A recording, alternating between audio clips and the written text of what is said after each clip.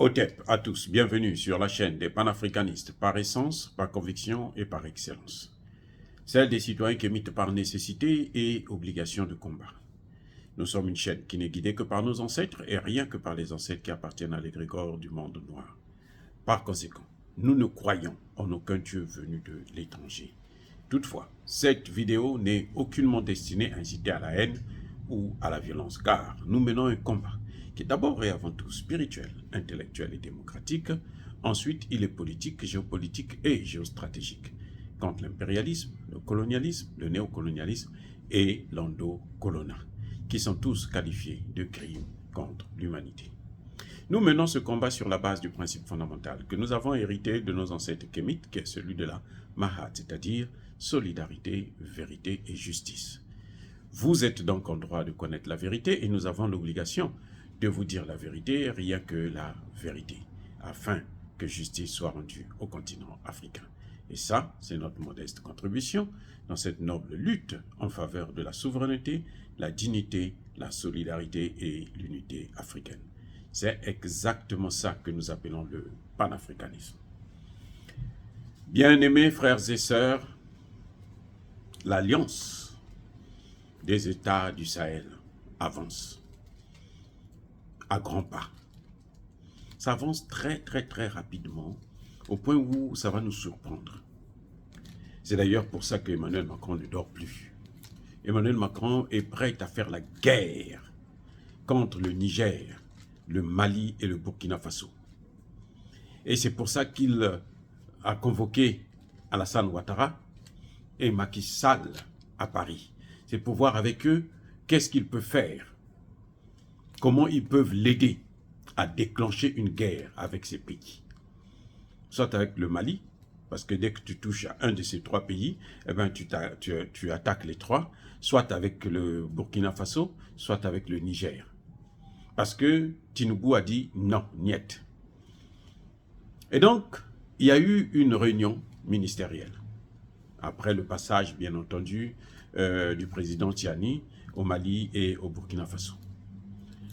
Les ministres de l'économie et des finances des trois pays de l'Alliance des États du Sahel se sont rencontrés pour examiner comment il faut faire avancer cette alliance dans le domaine, dans le cadre purement de développement.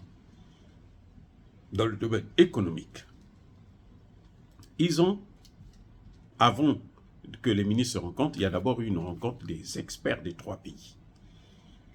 Ces derniers ont donné leur rapport auprès des ministres et les ministres ont examiné et ils ont rendu leur rapport. Le rapport final des ministres de l'économie et des finances des trois pays du Sahel s'articule sur 6 points essentiels. D'abord, ils ont échangé sur les échanges commerciaux, la circulation des biens et des personnes au sein de l'Alliance des États du Sahel. Premier point. Deuxième point, ils ont examiné la question de la sécurité alimentaire. Troisième point, ils ont examiné la question de l'énergie, la sécurité énergétique. Vous savez que ces trois pays ont été victimes des sanctions. Au Mali, la Côte d'Ivoire avait coupé l'électricité. Au Niger, le Nigeria a coupé l'électricité. Donc, on les a mis dans une situation énergétique très délicate, très difficile. Et donc, c'était, je pense, une priorité pour eux de regarder comment il faut faire en cas de. Ils ont prévu même un fonds d'investissement pour ce genre de situation d'urgence. Quatrième point, la transformation industrielle et les potentialités et perspectives. Tous les trois pays, vous vous souvenez du Burkina Faso qui a décidé de construire une raffinerie d'or qui va maintenant transformer son or sur place et va vendre que le produit fini. Donc, c'est la même chose qui va se passer au Mali et au Burkina Faso. Dans le cadre de la sécurité alimentaire, le Burkina Faso a été encore là un pionnier, puisque le Burkina Faso aujourd'hui est en train de construire une usine de transformation des tomates. Donc, la production, ils vont augmenter aussi la production agricole. Et ils vont se concerter entre les 3 pays pour ne pas faire en sorte qu'il y ait une concurrence entre les 3 pays. Et voilà ce qui est en train de se profiler à l'horizon. Et le 5e point, c'est le financement intégral, le financement et l'intégration économique des arsenals réglementaires et des réformes nécessaires. Ce n'est pas 6 points, mais c'est 5 points. C'est ce 6e point-là qui m'intéresse. C'est pour ça que je voudrais vous en parler un peu. Le 6e point. Et notamment, le dernier élément, les réformes nécessaires. C'est là où se trouve la clé de l'Alliance des États du Sahel. Donc, je reprends le 5e point. Financement, intégration économique, arsenal réglementaire et réformes nécessaires. Quelles sont les réformes qui sont nécessaires pour mener à bien, pour faire évoluer cette alliance des États du Sahel? Voilà la question qui se pose. C'est là où je découvre ce que j'ai toujours attendu depuis très longtemps. Et je vous ai toujours expliqué ça. Ici, ils disent d'abord que les ministres ont reconnu la nécessité de mettre en place un fonds de stabilisation pour faire face aux différents chocs et la création d'une banque d'investissement de l'Alliance des États du Sahel. D'abord le fonds, je vous ai parlé tout à l'heure de ce fonds qui permet de régler les problèmes en urgence, mais aussi surtout la banque d'investissement. Le développement passe par la banque d'investissement. Si vous n'avez pas une banque d'investissement, vous ne pouvez pas vous développer. Parce que lorsque les jeunes veulent se lancer dans l'entrepreneuriat, il faut qu'ils aient la possibilité d'obtenir des finances. Et ça, ce n'est que la banque d'investissement qui peut faire ça. Mais cette banque d'investissement ne peut pas fonctionner si vous avez une monnaie qui dépend de quelqu'un d'autre. Vous utilisez l'argent de quelqu'un d'autre. Vous ne pouvez pas utiliser une banque d'investissement, par exemple, en utilisant le dollar. Imaginez que les Américains décident, bon, écoutez, pour une raison ou pour une autre, moi je vous demande de me donner telle matière première, vous ne voulez pas. Bon, je suspends, je bloque mes devises. Vous n'avez plus le droit d'utiliser mes devises. Je vous mets sous embargo. Vous allez faire quoi? Vous êtes obligé soit de vous agenouiller devant les États-Unis, dans ce cas, le cas échéant, soit de lui donner ce qu'il demande. S'il demande vos matières premières, alors vous ne pouvez pas vous développer. D'où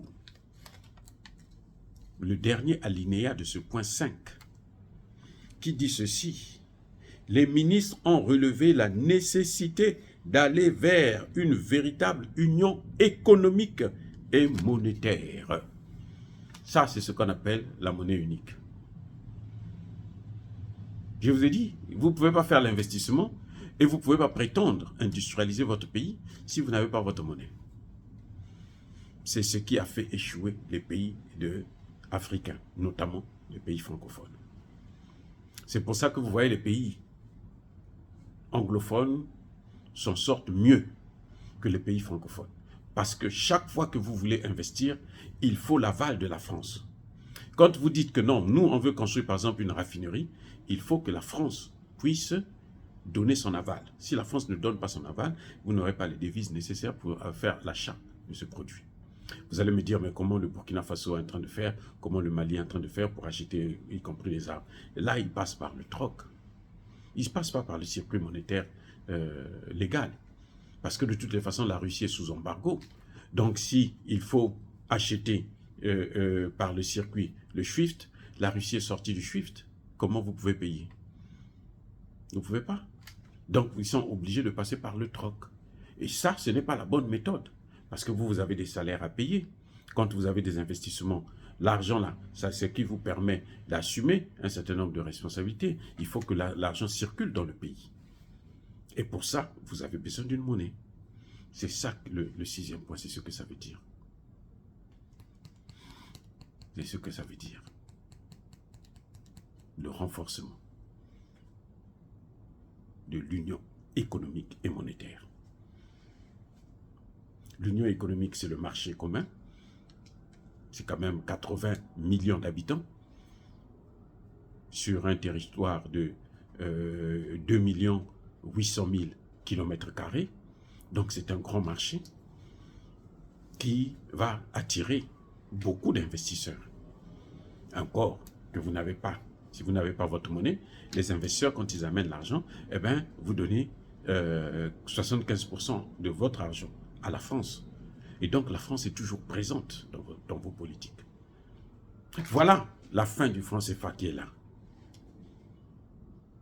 Ça se confirme pourquoi? Parce que lorsque les ministres font des recommandations au groupe d'experts qui vont continuer à travailler là-dessus, et puis aux présidents qui doivent valider, les premiers ministres qui doivent valider leur analyse, leur rapport, eh bien, ils disent quoi?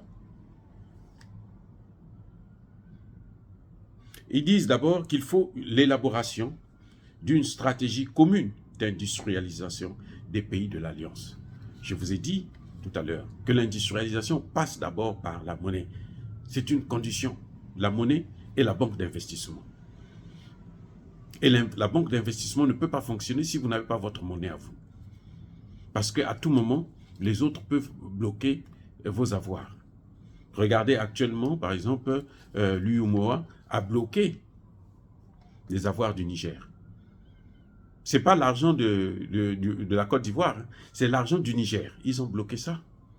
Et c'est hors la loi. Ce n'est pas autorisé par aucun texte de la CEDEAO.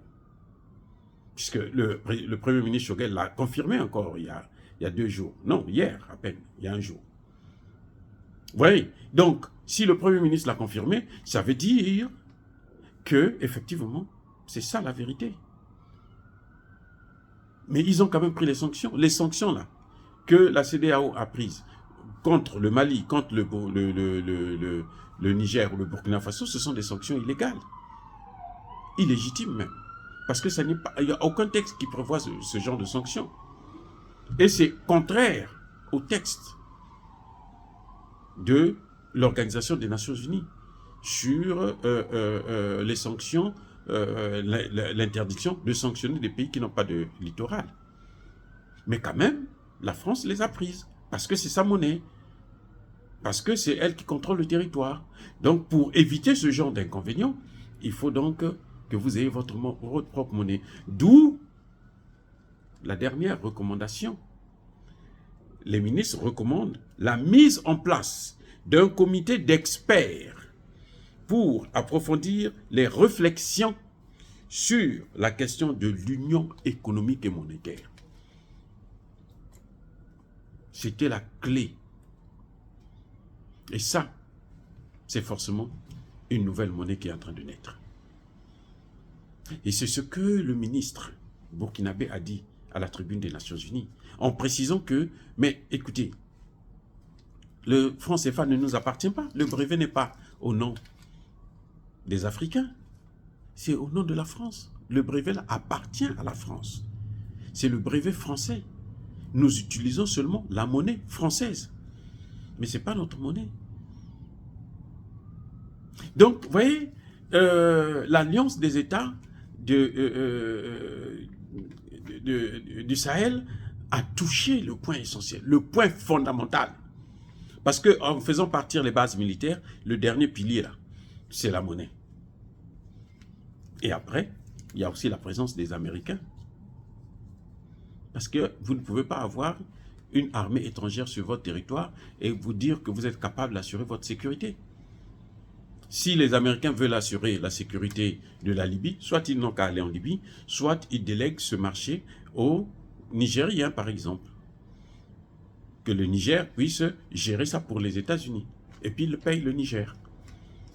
Aussi simple, c'est comme ça que ça devrait se faire. Mais quand vous voyez qu'eux, ils viennent avec leurs armées, ils viennent s'installer, ils viennent ceci, et contrairement même à la Constitution américaine, puisque le droit américain, la loi américaine interdit de négocier avec un pays qui n'est pas conforme à la démocratie. Voilà. Donc, voyez, c'est là où nous allons maintenant véritablement vers la fin. Et le Premier ministre Choguel a dit, on parlait avant, maintenant, nous ne parlons plus, nous faisons. On passe de la parole à l'acte. Dire cela, c'est inciter à la haine ou à la violence, non. Ya, ba, colère, ve, yamalem. Encore une fois de plus, bien-aimés frères et sœurs, je persiste et je signe. Soyez bénis, soyez abondamment bénis par le Dieu de Kémite et par nos ancêtres angélisés. Mais que tous ceux qui persécutent le continent africain, le pillent et le déstabilisent, qu'ils soient noirs, blancs, chinois, arabes, juifs, indiens ou qui qu'ils soient punis, maudits, foudroyés, neutralisés, écrasés, effacés par ce Dieu de Kémite et par nos ancêtres angélisés. Vive l'Afrique éternelle, j'ai dit et j'assume.